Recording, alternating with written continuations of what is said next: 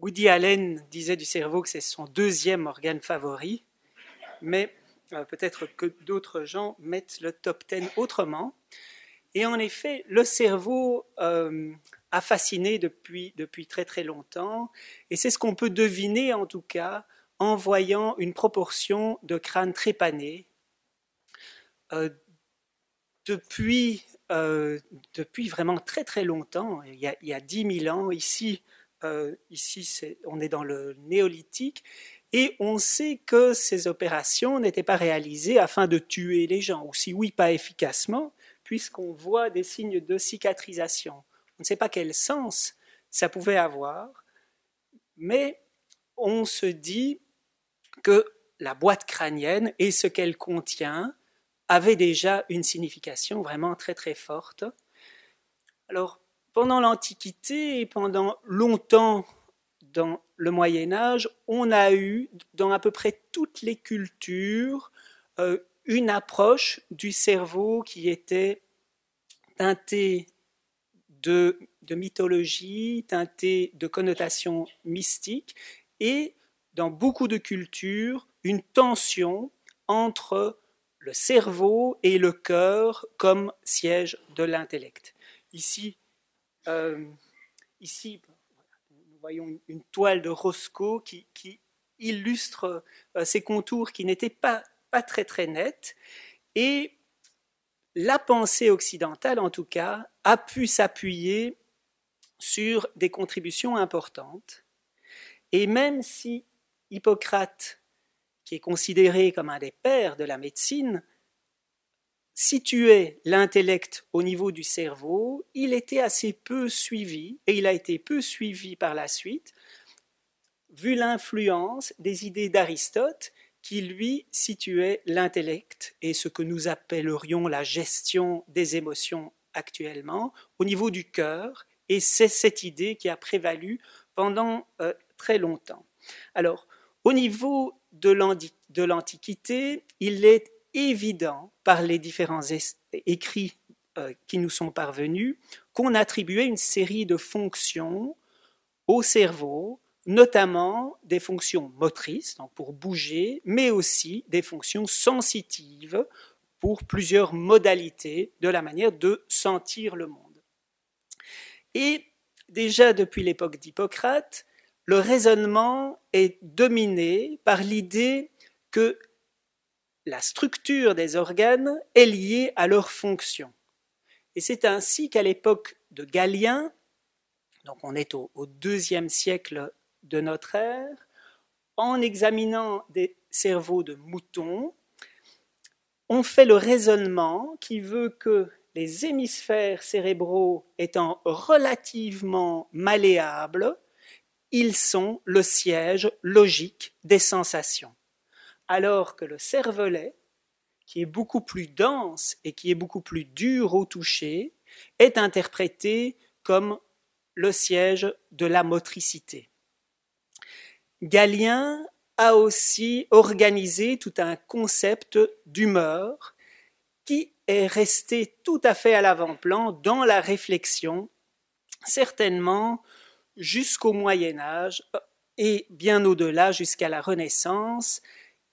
Et à la Renaissance, on commence à mettre en question le tabou de la dissection humaine. Je vous rappelle que Galien faisait des inférences à partir de cerveaux d'animaux, il avait des connaissances cliniques sur le cerveau, notamment par l'observation de gladiateurs ou de guerriers blessés, mais à partir du moment où clandestinement des gens comme Vézal font des dissections, ici vraisemblablement d'un condamné à mort, qui a été mis à mort, et ensuite disséqué, on voit une représentation où les ventricules, c'est-à-dire ces poches que nous avons dans notre cerveau et qui contiennent du liquide, les ventricules sont particulièrement bien soulignés.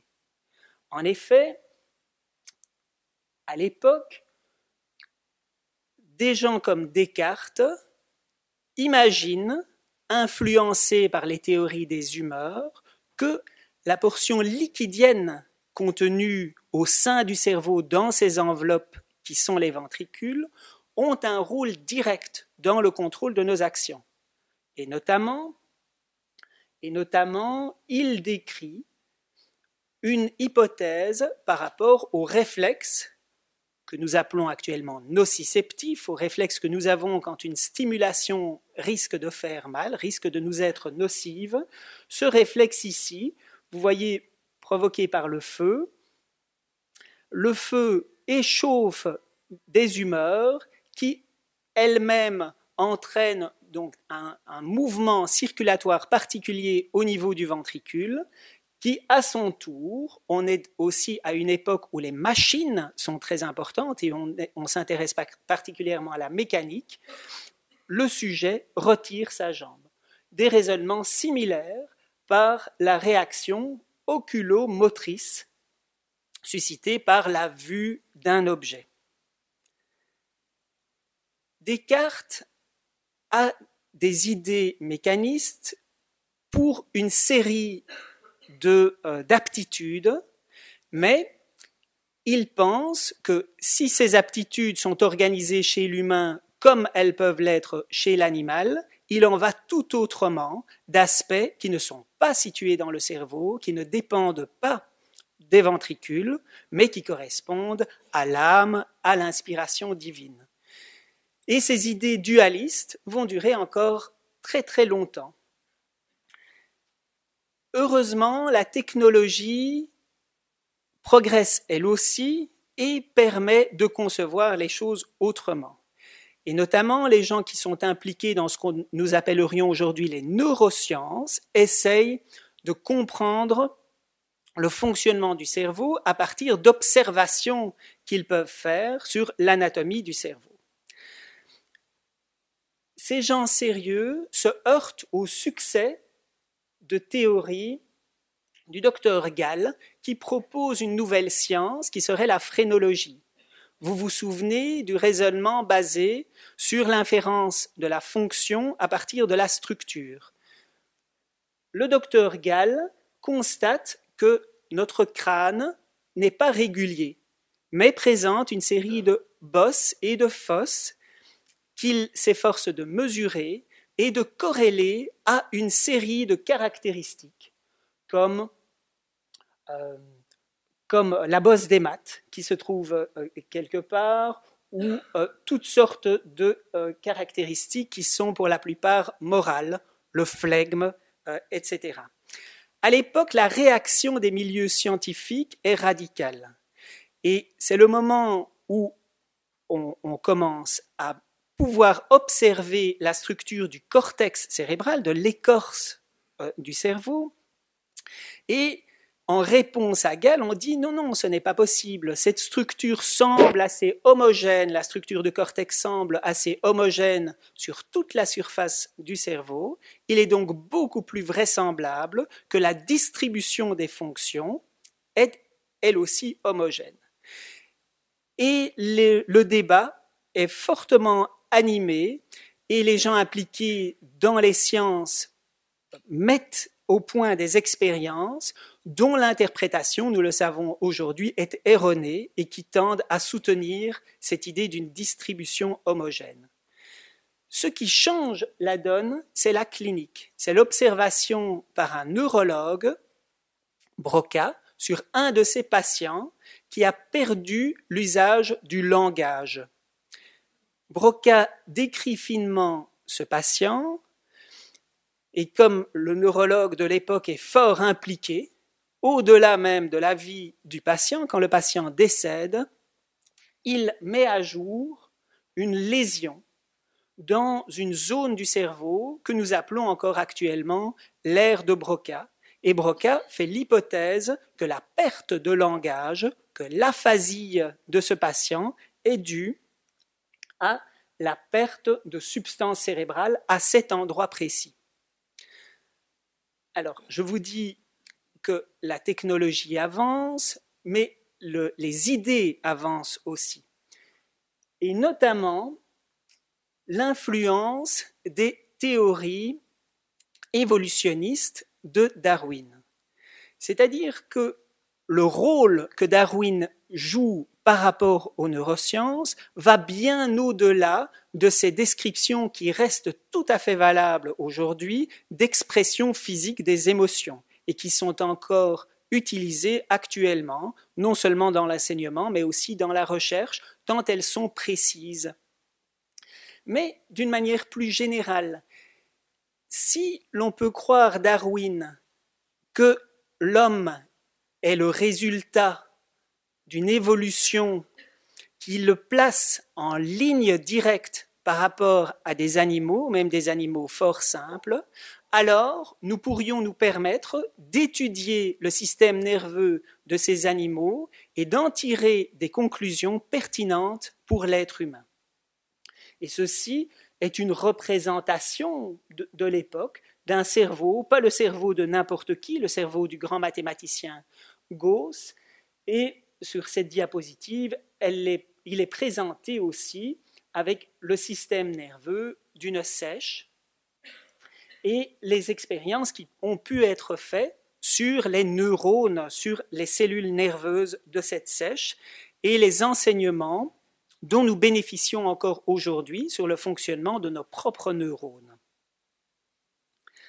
Alors, si je vous parle de tout ça dans un exposé sur le développement du cerveau humain, c'est que pour le cerveau, comme pour d'autres aspects, paradoxalement peut-être, on a connu l'adulte avant de connaître l'enfant. Et nous disposons d'informations extrêmement précises et bien documentées sur l'adulte, en tout cas beaucoup plus précises et documentées que les informations qui sont à notre disposition pour l'enfant. Il me semble donc important d'introduire nos réflexions par une présentation du développement humain de la notion de cerveau. Et cela continue grâce au progrès de la microscopie, et voici Deiters qui dessine des neurones qu'il a réussi à marquer. Et vous voyez donc que ce sont des cellules qui possèdent un noyau, et ces cellules ont des prolongements qui leur permettent d'être en communication les unes avec les autres et de partager ainsi de l'information. La connaissance cytoarchitectonique de l'architecture fine des cellules, de l'organisation des cellules au niveau du cerveau, a permis d'avancer encore dans la description de cet organe qu'on connaît de mieux en mieux au niveau anatomique. Et Brodmann propose une topographie, une carte du cerveau avec des aires qui sont bien identifiées et notamment vous reconnaissez ici l'aire de Broca. Alors on a commencé cet exposé par un prédécesseur du baron Brocchi qui faisait des trépanations à l'âge du néolithique. Ici, un autre prédécesseur beaucoup plus récent qui est le neurochirurgien canadien Wilbur Penfield, a été plus loin dans la réflexion fonctionnelle. Il s'est demandé jusqu'à quel point cette topographie qui correspond à une organisation de la structure du cerveau correspond en effet à la fonction. Donc il a convaincu des patients qui avaient besoin d'une intervention neurochirurgicale de se prêter à ces études. Alors vous savez peut-être que le cerveau est le seul organe qui n'est pas lui-même innervé. Il contient beaucoup de neurones, mais on ne peut pas sentir notre cerveau, on ne peut pas avoir mal au cerveau. Et si on a mal à la tête, ça peut être dû aux enveloppes du cerveau ou à d'autres structures, mais pas directement le cerveau. Donc, il était assez raisonnable, dans un contexte opératoire bien mené, respectant les règles de l'asepsie, de réveiller des patients qui avaient le crâne ouvert pour leur opération et de stimuler des régions particulières. Et Penfield a ainsi dressé une cartographie fonctionnelle où il s'est rendu compte qu'il y a en fait pour beaucoup de ces parties une représentation de fonctions spécifiques du corps, notamment motrices, notamment sensorielles, mais aussi d'autres régions, des régions de terreur, des régions de plaisir, plusieurs représentations motrices qui correspondent à plusieurs aspects de la motricité, de la même manière, plusieurs représentations sensorielles. Et pour avancer encore, puisque lui stimulait électriquement, avant les travaux de Penfield, on pouvait déjà enregistrer le cerveau. Voici, parmi les tout premiers électroencéphalogrammes, cette photographie date de 1934 et illustre une technique qui a été mise au point en 1929 et qui est pratiquée quotidiennement. J'ai analysé plusieurs tracés électroencéphalographiques aujourd'hui, et cette technique qui était au départ proposée pour la psychiatrie a surtout été utilisée en neurologie pour la détection et l'identification particulière d'anomalies neurologiques, notamment l'épilepsie. Mais l'électroencéphalographie est aussi utilisée pour mieux comprendre le fonctionnement du cerveau, comme nous le voyons ici dans des expériences auxquelles j'ai eu l'occasion de collaborer avec le professeur Cheron, et vous ne reconnaissez pas ici le baron de Wynne, qui est dans la Station spatiale internationale, qui porte un casque d'électroencéphalographie. Nous avons déjà eu l'occasion d'analyser beaucoup des résultats, mais il y a une telle manne que nous n'avons pas fini. Il nous reste encore du travail d'analyse.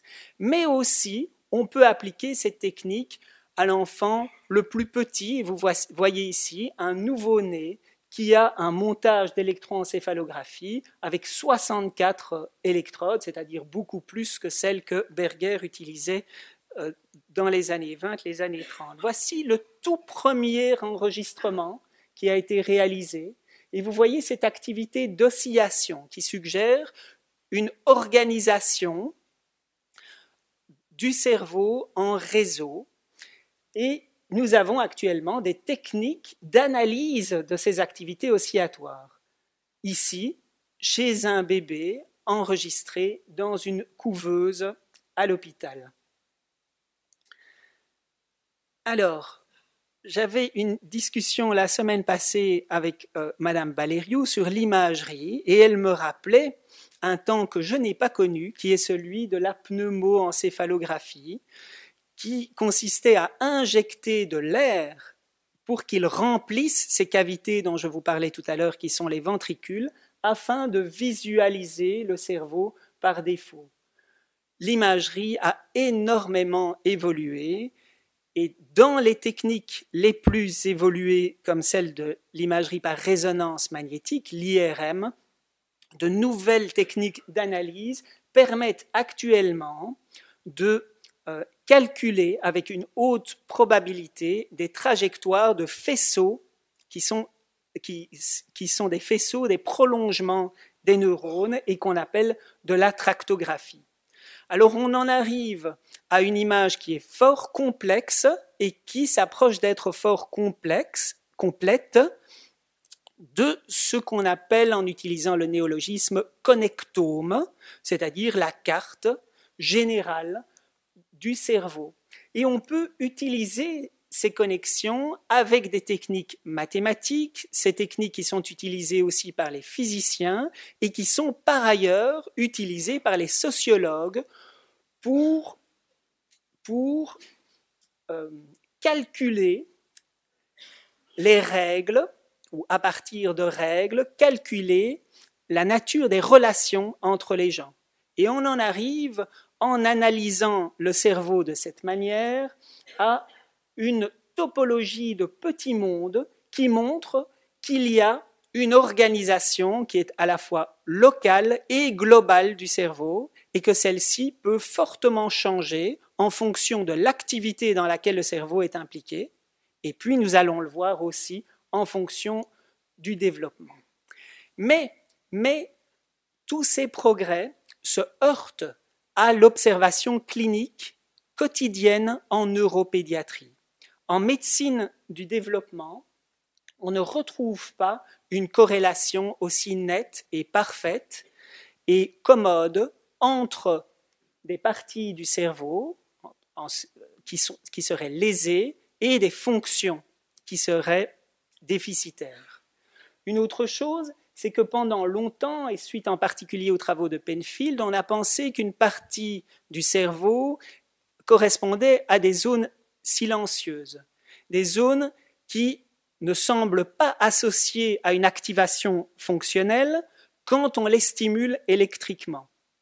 Les hypothèses étaient que notre cerveau est le résultat d'une longue évolution et qu'au fil de cette évolution, nous avons été entraînés à conserver des parties de système nerveux que nous n'utilisons pas.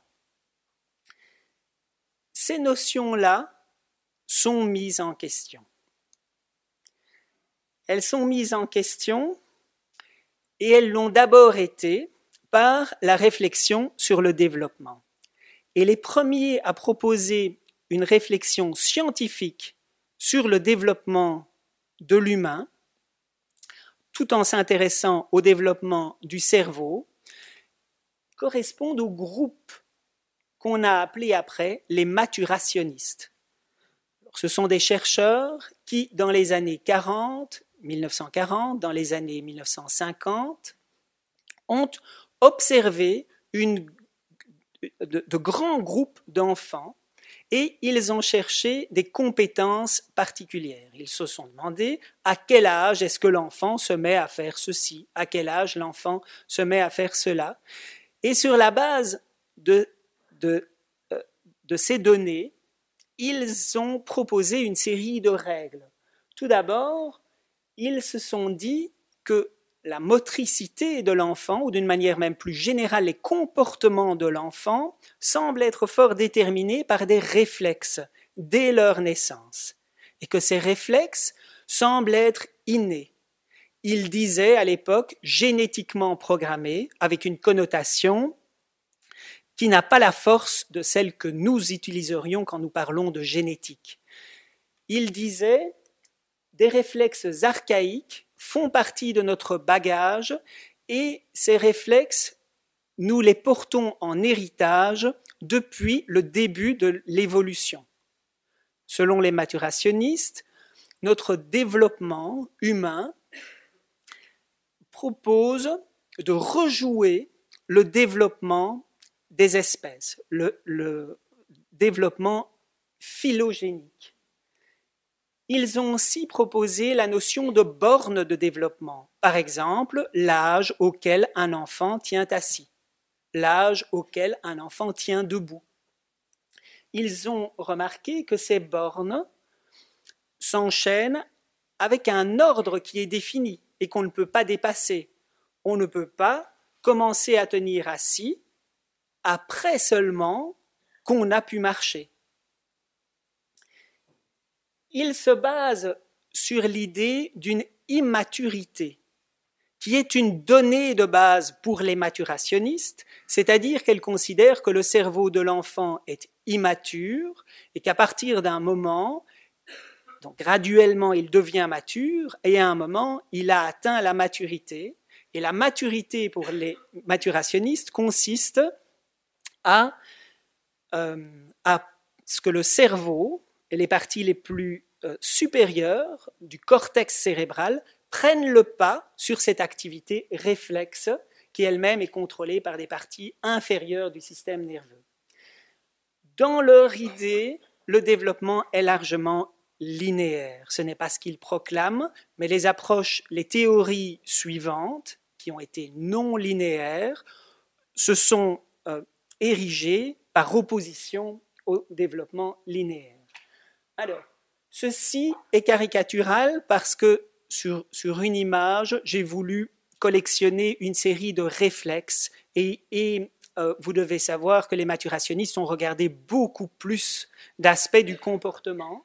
Mais regardez, par exemple, ceci, qui est la réaction de Moreau, qui est une réaction qu'on voit normalement suite à une stimulation inattendue, un grand bruit, un grand changement de position, une stimulation tactile inattendue, et on voit ce mouvement-ci.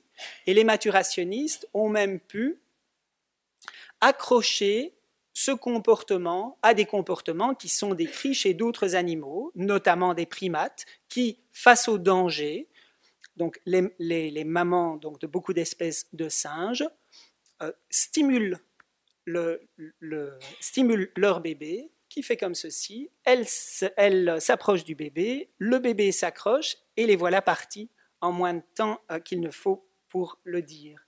Alors, ici, vous voyez un réflexe, le réflexe asymétrique tonique du cou, qui est déterminé par la position de la tête. Cet enfant a la tête orientée de ce côté-ci, et bien du même côté le bras est tendu, de l'autre il est fléchi. Ici, on a le réflexe d'agrippement auquel vous avez probablement joué, c'est difficile de s'en empêcher quand on voit un tout petit bébé. À la stimulation de la paume, l'enfant s'agrippe avec une telle force qu'on peut le soulever. On a aussi d'autres réflexes comme la marche automatique du nouveau-né, et cette marche automatique, on peut même la mettre en évidence, ce n'est pas quelque chose qu'on fait en routine, mais ça a été fait pour la photo par Paper, la tête en bas, avec un questionnement scientifique qui était celui de savoir quelle est l'influence de l'organe de l'équilibre qui nous renseigne sur la position, sur ce réflexe. Alors, si on parle de maturation, il faut remonter très tôt dans la maturation de l'enfant, c'est-à-dire non pas à sa naissance, mais dès le moment de la conception. Alors, on est à peine après la fécondation, on a déjà 8 cellules ici, et cet amas de cellules qui forme l'embryon va grandir, et bientôt cette boule va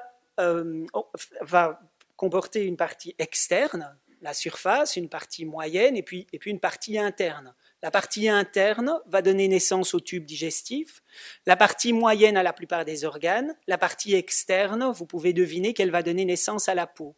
Mais une partie de ces cellules de la face externe de l'embryon vont se différencier et changer de forme en tant que population, se creuser d'une gouttière, former un tube, et c'est ce tube qui va donner naissance au système nerveux.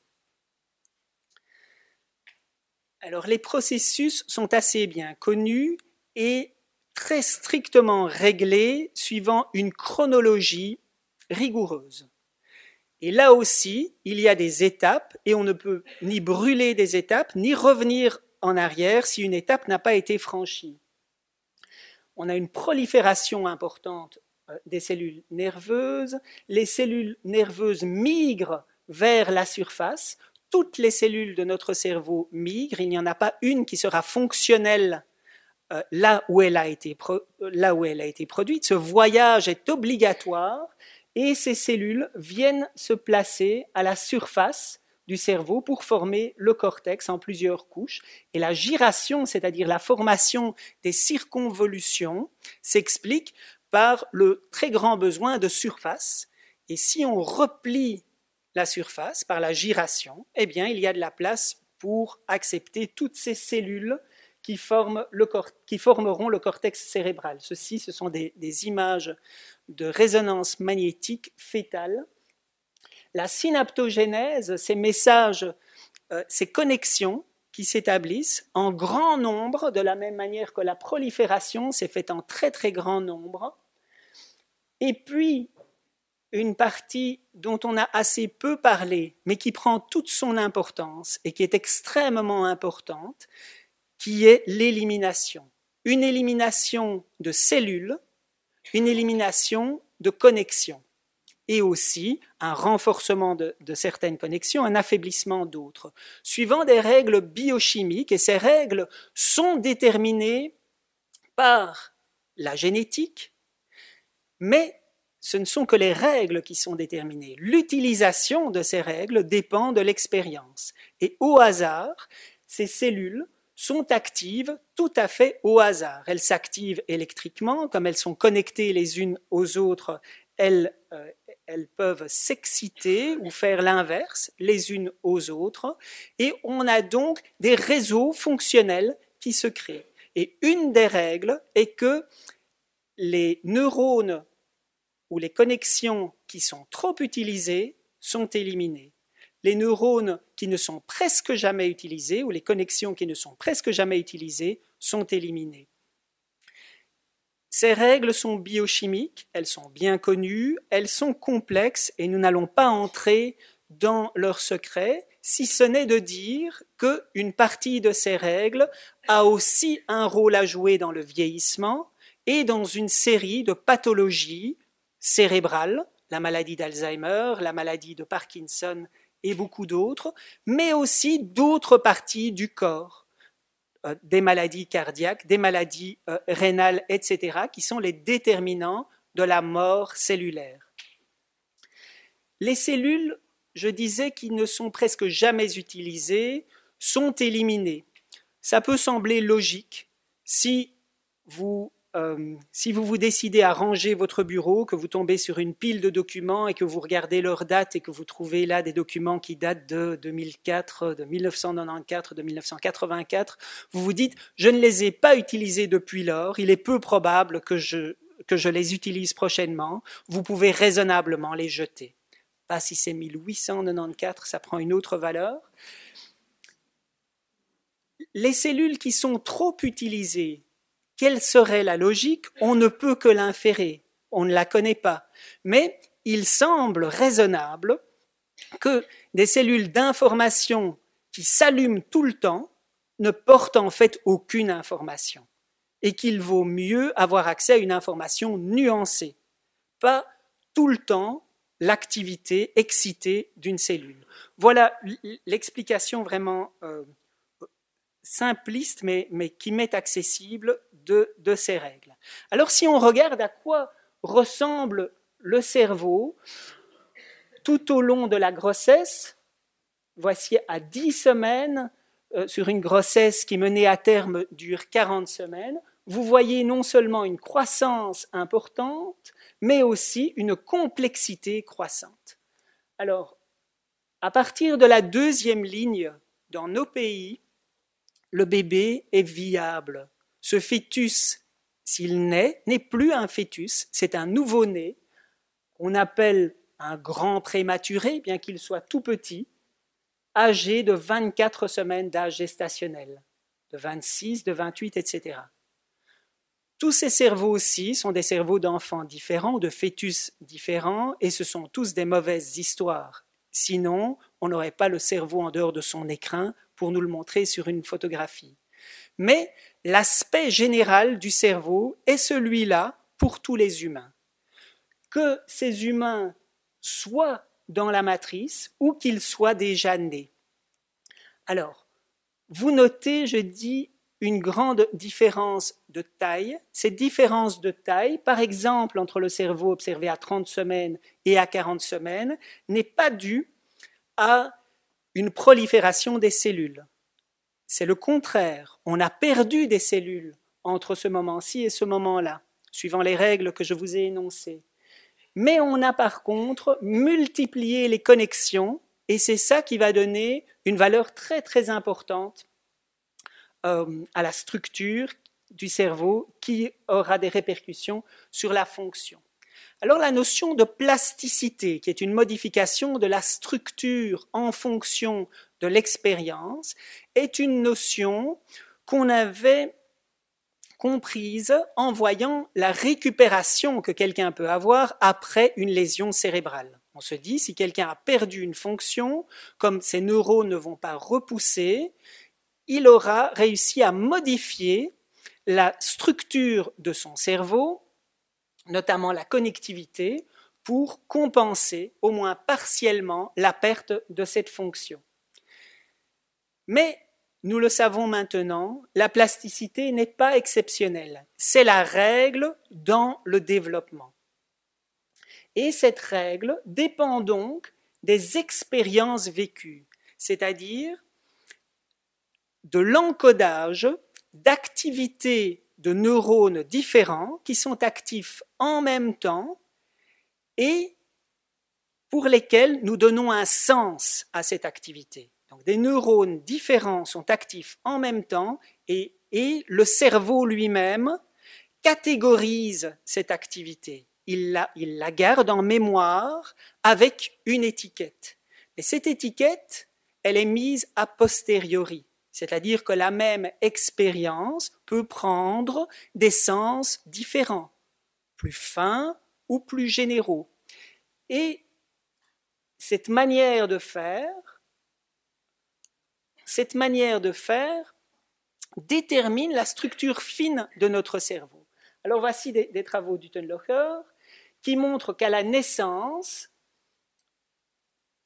on a des neurones qui sont visibles dans le cortex cérébral avec des prolongements. Cette image ressemble au dessin de Deiters que nous voyions tout à l'heure du 19e siècle. Ceci, ce sont des vrais neurones marqués d'une manière histologique particulière. À l'âge de 6 ans, vous voyez que les connexions sont devenues beaucoup plus denses. À l'âge de 14 ans, elles sont beaucoup moins denses qu'à 6 ans. Et pourtant, elles sont beaucoup plus denses qu'à la naissance. Ceci est une illustration de la plasticité. Ce cerveau a fabriqué énormément de connexions, et parmi ces connexions, certaines ont été conservées, d'autres ont été éliminées. Il y a des règles biochimiques qui ne sont pas entièrement connues, mais qui sont de mieux en mieux connues, qui font passer de la plasticité fonctionnelle, qui est très rapide, qui est cette adaptation très rapide que vous êtes en train de faire en m'écoutant, à une consolidation qui, celle-là, va durer pendant très longtemps. Et on sait que pour ce passage, on a des périodes critiques et que les périodes précoces du développement sont particulièrement importantes. Et passé ces périodes critiques, on a beaucoup moins de possibilités de plasticité à long terme, de consolidation structurelle. Ici, une autre illustration, vous voyez une partie de neurones avec ce qu'on appelle ici des épines dendritiques. Alors, il y a ici plus d'épines dendritiques qui ont toutes la même force, et puis, avec l'apprentissage, avec la communication, il y a un équilibre qui s'établit, tel qu'une série de ces épines ne sont plus utilisées pour former des connexions, d'autres se sont affaiblies, mais sont encore persistantes, enfin d'autres se sont renforcées. Alors, ce que nous savons aussi, c'est que la structure du cerveau, en tout cas chez l'animal, et on commence à avoir d'une manière indirecte des preuves chez l'humain, peut augmenter sa connectivité en fonction de son expérience. Ici, c'est un groupe d'expériences et il y a beaucoup de laboratoires actuellement qui sont impliqués là-dedans, dans ces expériences d'enrichissement de l'environnement. Alors, qu'est-ce que ça veut dire pour une souris de laboratoire d'avoir son environnement enrichi? Vous imaginez à quel point l'environnement habituel d'une souris de laboratoire est pauvre. Et là, on a mis une espèce de parc d'attractions dans sa cage.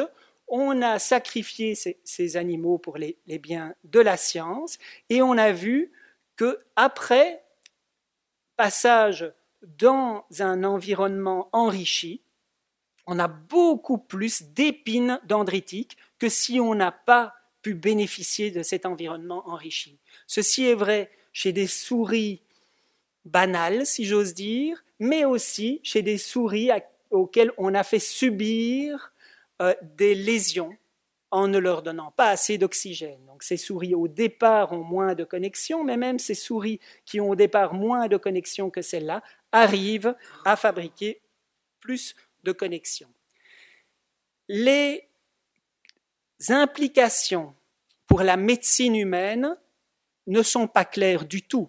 C'est-à-dire qu'il n'est pas évident qu'organiser un parc d'attractions dans la chambre d'un enfant ou dans la classe d'un écolier améliorera la structure de son cerveau. On n'est pas sûr non plus que ceci est en soi une amélioration de la structure du cerveau. Au contraire, nous connaissons une série de pathologies humaines dans lesquelles il reste trop d'épines dendritiques et ça peut se manifester d'une manière fortement pathologique, comme par de l'autisme ou une déficience intellectuelle, une difficulté à gérer des informations. Mais ce que ceci montre, c'est qu'il est possible d'influencer la trajectoire du développement d'un cerveau individuel. Et on peut le faire en réalisant que le travail va principalement être fait en ce qui concerne l'affinement en enlevant, en inhibant, parfois en enlevant vraiment structurellement, à la manière de la plupart des techniques de sculpture et pas à la manière de la plupart des techniques de peinture où pour ajouter de la finesse, on rajouterait des touches de plus en plus fines. Donc cet aspect de contrôle en empêchant le trop-plein, en empêchant, en inhibant, a pris une importance considérable dans la manière de réfléchir au cerveau. La plasticité, je vous l'ai dit, est possible, et en fait elle est possible tout au long de la vie, mais pour certaines parties du cerveau et pour certaines fonctions, il y a des périodes critiques qui sont fort strictes. Mais ces périodes critiques, par exemple dans une partie du cerveau ici qui est l'hippocampe, qui est le lobe préfrontal, le cortex préfrontal dans le lobe frontal, la possibilité de plasticité est maximale à l'âge de 5 ans. Pour vous donner une idée d'un sujet de neurosciences dont on parle de plus en plus, c'est la région des neurones miroirs. C'est la région de l'activation d'une partie du cerveau quand nous voyons une activité. Et ça fait partie de notre projection dans ce que nous observons, une projection comme si nous le réalisions nous-mêmes, sans le réaliser. Eh bien, cette partie du cortex est particulièrement plastique à l'âge de 5 ans, alors qu'elle ne l'est plus au-delà de l'âge d'1 an chez les singes étudiés, ici des chimpanzés et des macaques. Ce sont des études d'expression de l'ARN messager impliquées dans l'expression de protéines de la plasticité.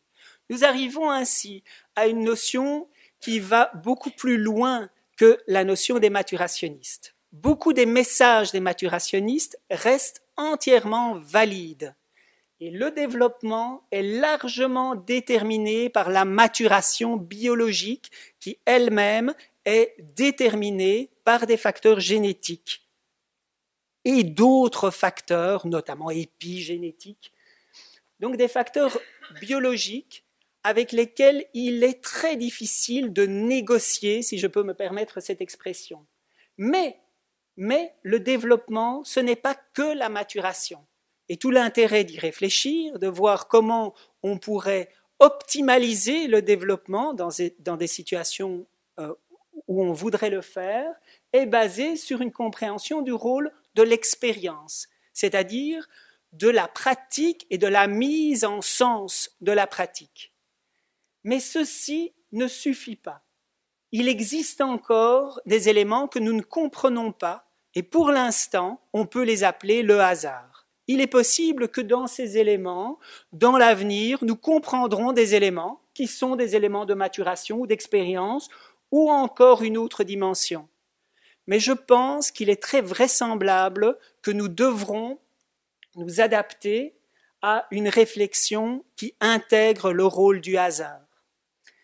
Les problèmes de développement ne sont donc pas, comme on a essayé de le croire et ça nous a paru commode, des problèmes de ralentissement du développement, un retard du développement qui serait rattrapable, comme un train qui emprunterait des rails qui est en retard et qui arrivera finalement, on l'espère, à destination en empruntant ces rails-là, ni un développement arrêté, comme on l'a parfois dit, un développement qui s'arrête à certains stades de développement qu'on a caractérisés sur la base des comportements observés, mais plutôt un développement alternatif qui est de fait individuel, mais la somme de ces individus nous permet d'aborder des normes alternatives.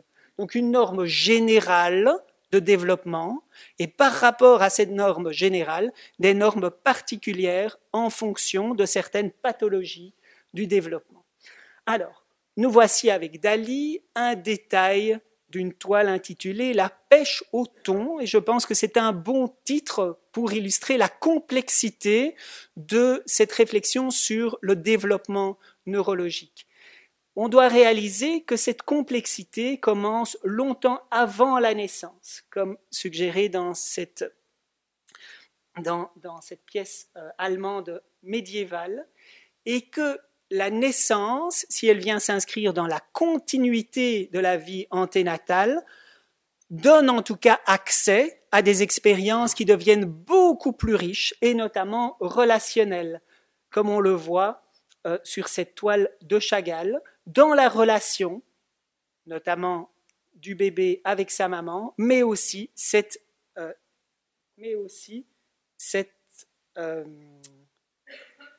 fenêtre sur le monde. Et si on voulait raconter le développement de la première année de vie d'une manière rapide, on pourrait partir de là. On pourrait partir de ce nouveau-né humain qui ne peut pas tenir sa tête seul, qui est myope, qui voit le mieux à 30 cm, qui est justement la lumière entre ses yeux et les yeux de sa maman quand il est allaité, et cette puissance organisatrice de ces représentations, de cette expérience. La maturation qui le conduit progressivement à de mieux en mieux contrôler le redressement de sa tête, qui fait que vers l'âge de 2 mois, quand il peut tenir sa tête de manière autonome, on va entendre les premières vocalises souvent qui ne sont pas des pleurs. Vers l'âge de 3-4 mois, quand cette fonction est arrivée jusqu'au niveau des épaules, les membres supérieurs, les bras, les mains vont être libérés pour que vers 4-5 mois, la manipulation émerge. Toujours en suivant ce raisonnement de progression grâce à la maturation du contrôle de l'axe, à 6 mois, cet enfant tiendrait assis, à 12 mois environ, à la fin de la première année, il pourrait tenir debout. Et ces réflexes, comme le réflexe d'agrippement ou le réflexe asymétrique tonique du cou, plutôt que disparaître, vont se trouver modulés, vont se trouver utilisés, affinés justement par ces inhibitions sélectives pour passer d'une préhension globale à une préhension très fine vers l'âge de 9 mois, qui a un sens. Cet enfant-ci ne peut pas inhiber son réflexe, il a une pathologie cérébrale, il a une infirmité motrice cérébrale. Mais son compatriote ici devient à ce moment-là le champion du monde de cette discipline où on doit tirer à l'arc juste après avoir skié. Et il réalise là non seulement le meilleur mouvement de sa vie, mais peut-être le meilleur mouvement du monde, non pas en ne tenant pas compte de ce réflexe, mais en le modulant, en le mettant à profit d'une manière très précise. Alors, voici ma fille, elle est quelque part dans la salle, mais on est plus de 20 ans plus tard. Quand elle a fait ses premiers pas, et cette représentation, un petit peu comme dans cette toile de Duchamp, le nu descendant l'escalier, représente donc sa tête, son cou, son dos, et sa jambe, sa cuisse, sa jambe, son pied. Voilà le tout premier pas que Nathania a fait. Je suis un peu ému. Le deuxième, le troisième. Mais quelques semaines plus tard, regardez la régularité. Alors elle a fait ses tout premiers pas et puis elle a conquis cette régularité en modulant ce réflexe qu'elle avait quand elle était nouveau-née. Et elle a utilisé des règles pour se simplifier la vie et ne plus devoir réfléchir à la manière dont elle tient son corps, dont elle avance. Ça lui est devenu presque aussi naturel que ça nous est devenu à nous, parce qu'elle a mis à profit des CPG, des Central Pattern Generators, des générateurs centraux de patterns qui produisent des activités automatisées, comme la respiration, comme la marche, et ces activités sont organisées par des réseaux de neurones relativement simples que nous pouvons modéliser ici et même en identifier la trace sur un contrôle cérébral. Et ces neurones peuvent fonctionner pour eux-mêmes, mais aussi être informés de modification de l'environnement. Si le sol est en descente, en montée, s'il y a du vent, etc., nous adaptons sans même y penser notre marche, notre respiration et d'autres comportements contrôlés par ces CPG que nous multiplions à partir d'un répertoire que nous avons depuis que nous étions des fœtus, mais aussi à partir d'un répertoire que nous créons, nous fabriquons nos propres CPG. Alors, ceux pour le mouvement commencent déjà à se mettre en mouvement pendant la grossesse et on a eu longtemps la représentation du fœtus dans la position que nous appelons communément la position fœtale. Attention, cette position fœtale correspond à la seconde phase en flexion de la maturation posturale fœtale. Et cette image contemporaine de cette représentation de Vinci est beaucoup plus fidèle à une réalité où on voit que ce fœtus bouge, et on le voit maintenant par des techniques d'imagerie dont on ne disposait pas à la Renaissance. Et ces mouvements qu'on peut voir à l'âge de 10 semaines, quand on ressemble à ça, sont des mouvements généraux du corps, mais aussi des hoquets ou des mouvements des membres. On bouge un petit peu la bouche d'une manière qui est très variée. Et à l'âge de 14 semaines, où on ressemble à ça, à l'échographie, en plus de ces mouvements, on commence à avoir des mouvements respiratoires, alors qu'il n'y a pas d'air dans la matrice. Ce sont des mouvements respiratoires qui font bouger du liquide que nous n'utilisons pas pour la respiration. On porte la main au visage, on s'étire, on bâille. Mais cette période est indispensable au développement adéquat de nos structures pulmonaires, longtemps avant d'utiliser des poumons comme poumons, c'est-à-dire comme échangeurs de gaz. Donc on est dans une histoire où la structure entraîne la fonction qui elle-même modifie la structure. Alors, des mouvements généraux, on peut en observer aussi chez le nouveau-né. Et on voit ce bébé qui a été en fait filmé, mais on a extrait de ce film des photographies qui montrent des séquences assez variées de mouvements. Et on pense que, ce faisant, même si ces mouvements n'ont pas un but en eux-mêmes, si ces mouvements surviennent, si vous voulez, au hasard, ils permettent au système nerveux de ce bébé de calibrer les informations qu'il sent du mouvement et les informations qu'il envoie vers ses muscles pour bouger. Il fait une carte de correspondance entre ce qui vient vers son cerveau et ce qui part de son cerveau, et il calibre, et de fait, nous sommes beaucoup plus à l'aise dans un espace de travail qui est celui que nous avons balayé en tant que bébé, que aux marges de cet espace de travail, que nous connaissons aussi, mais moins, et si nous le connaissons moins, ce n'est pas pour des raisons biomécaniques, nous sommes capables d'aller là, ce n'est pas parce que nous ne sommes pas capables de finesse ici, mais nous avons l'expérience, nous avons une précision de nos cartes de GPS, si je peux me permettre cette analogie-là, dans les zones que nous avons explorées sans que ça ait un but en soi. C'est la même chose pour les mouvements des yeux. Et plus important que la vision à ce moment-là, c'est le regard, ou disons la direction du regard. Et nous savons que les mouvements des yeux déterminent la différenciation de certaines cellules de modulation de notre appareil qui traite les toutes premières informations visuelles dans le fond de l'œil. Alors, cette toile, qui est originale, ne devrait pas être présentée comme ça, mais plutôt en rouge, car la maturation permet au nouveau-né de voir plus précisément, avec une meilleure discrimination, le rouge avant d'autres couleurs. On peut dire que ce sont les règles génétiques de la maturation. Oui, voilà une belle hypothèse à laquelle je souscris entièrement.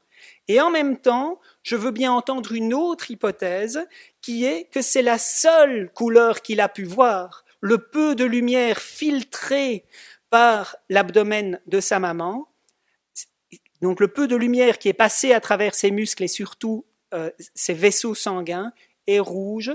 Donc voilà le type d'hypothèse qu'on peut faire par rapport à l'émergence dans la maturation du rouge par rapport à d'autres couleurs.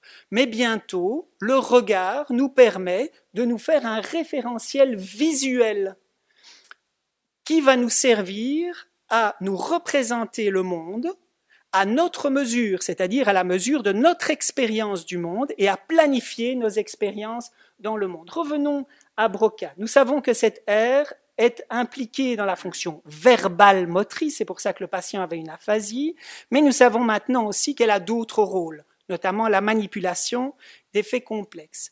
Eh bien, cette manipulation et le langage répondent aussi à des périodes critiques. Et pour le langage, les voies sensorielles, la vision mais aussi l'audition, font beaucoup de synapses et puis éliminent une partie des synapses avant celles qui servent au langage directement, qui elles-mêmes ont ce processus avant celles qui sont impliquées dans les fonctions d'intelligence et de compréhension. J'avance un petit peu pour nous laisser le bon temps de l'échange. Je veux juste vous donner une autre illustration de cette mise en sens qui est a posteriori. C'est encore une hypothèse. Vers l'âge de 8 mois, l'enfant crée sa propre expérience d'un babillage, de répéter des syllabes comme mamama, bababa, etc. Ce pré-langage n'est pas un langage puisqu'il n'a pas de sens. Il aurait un sens si on pouvait se mettre d'accord, si la personne qui émet ce son pouvait se mettre d'accord avec la personne qui entend ce son. Et c'est ce qui s'est passé. Si nous avons des mots aussi complexes que mammifère, c'est vraisemblablement parce que les mamans romaines, quand elles passaient devant leurs enfants et qu'ils disaient « mama, mama », reconnaissaient qu'elles l'appelaient. Et par leur comportement réciproque, ce mot ces sons sont devenus des mots, comme d'autres mots de bébé, papa, bébé, bobo, etc.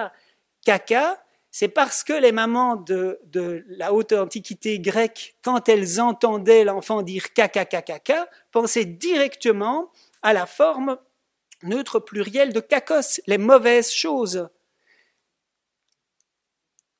Alors, nous avons la possibilité aussi maintenant, et ces travaux ont été réalisés vraiment tout récemment, de voir des possibilités de discrimination entre des sons différents. Là, on a fait écouter à des tout petits bébés qui sont nés prématurés le son da en court ou le son da en long. Et on a vu que la trace électrophysiologique qui correspond à la manière dont cette information est gérée par le cerveau s'exprime différemment et se projette différemment. On peut aussi avoir ce type de réflexion par rapport à de la pathologie et se demander, par exemple, si on pouvait être capable de reconnaître des signes très précoces de l'autisme. Ça reste très hypothétique pour l'instant et à prendre avec des pincettes. Mais il y a des travaux qui sont réalisés en ce sens-là, et j'y porte une petite responsabilité.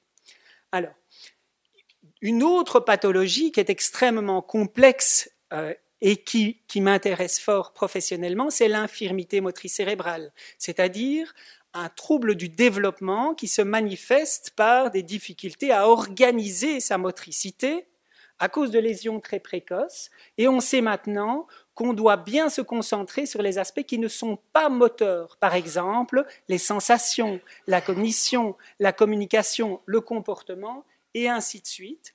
Et la complexité du raisonnement nous ramène à Dali et nous fait voir les choses d'au moins deux manières. Quand nous voyons quelqu'un qui a des problèmes de développement, nous savons qu'une partie de ces problèmes peut être due à des difficultés primaires, la cause des lésions, mais en même temps qu'une partie de ces problèmes, qu'il est parfois extrêmement difficile, voire impossible de distinguer des premières, est secondaire au répertoire limité d'expérience ou au répertoire alternatif d'expérience.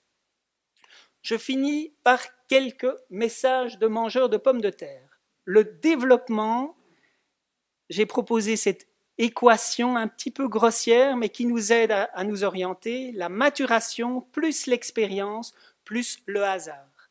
La plasticité cérébrale commence dès la période fœtale et elle est plus importante au début de la vie, mais se poursuit toute la vie. La manière dont le développement cérébral s'organise produit trop de neurones. Et quand je dis trop, c'est-à-dire que nous en éliminons une partie et trop de synapses. Ce surplus est éliminé. La conséquence de ça, c'est qu'on fabrique son cerveau sur mesure, à la mesure de ses propres expériences, et que deux personnes qui auraient le même bagage génétique, les mêmes expériences, ou pas, le même bagage génétique, sculptent leur cerveau d'une manière qui leur est tout à fait propre et adaptée à leurs besoins, en tout cas pendant une période de leur vie. La norme, méfions-nous de la norme, il est important d'avoir une notion de la norme, mais pas comme une vision canonique idéalisée, c'est une notion statistique et relative. Et cette notion que je vous proposais de trajectoire de développement, qui en cas de pathologie de développement, correspondent à des trajectoires propres, alternatives, qui ne sont pas tronquées. Alors, je termine en remerciant mon université, l'ULB, l'hôpital où je travaille, l'hôpital des enfants, une série de structures, de fondations, de fonds qui m'ont permis d'avoir une vie qui est assez épanouissante.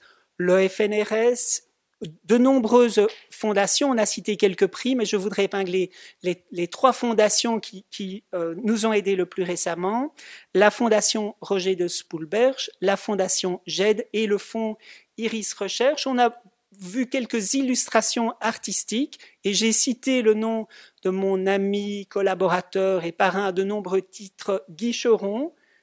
Eh bien, vous voyez qu'il a aussi une vision de la direction du regard et c'est la toile qu'il a peinte en 1990. C'est la première fois, je pense, qu'elle est montrée en public. Je vous remercie.